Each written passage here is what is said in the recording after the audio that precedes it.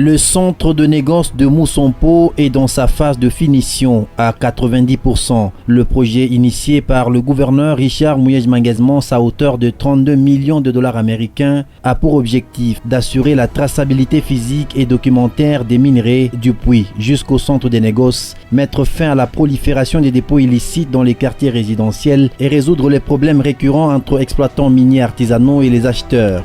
Bref, revaloriser le secteur artisanal dans la province.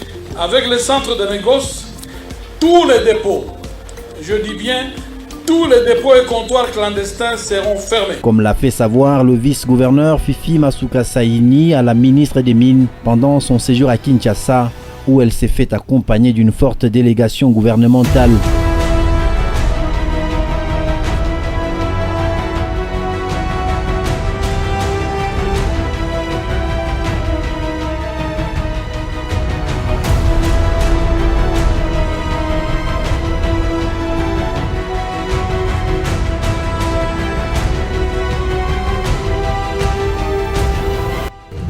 Sur le centre, ils seront entreposés dans les dépôts représentés ici par le point rouge.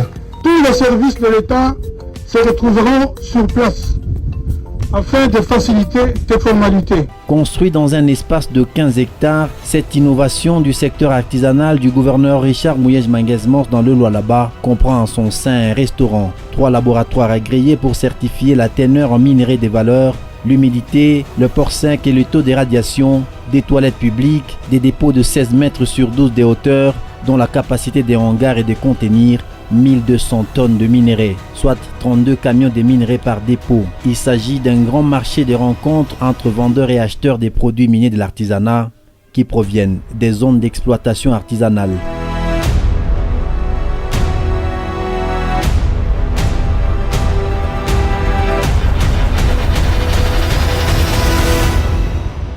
Si les travaux du centre de négoce de Moussompo sont réalisés aujourd'hui à 90% et on s'en félicite en l'absence de son initiateur, comment alors expliquer le détournement tant décrié des fonds alloués à ce grand projet du secteur artisanal comme c'était le cas sur les travaux de l'aéroport de Kolwezi?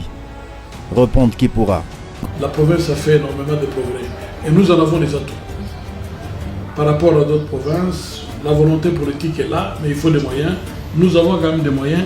Et nous avons fait le choix, pour que ces moyens servent à des réalisations par rapport aux attentes de nos populations. Nous pouvions choisir la poche, mais nous avons décidé de laisser des traces. Et ça, c'est une fierté. Et nous le faisons pour ça.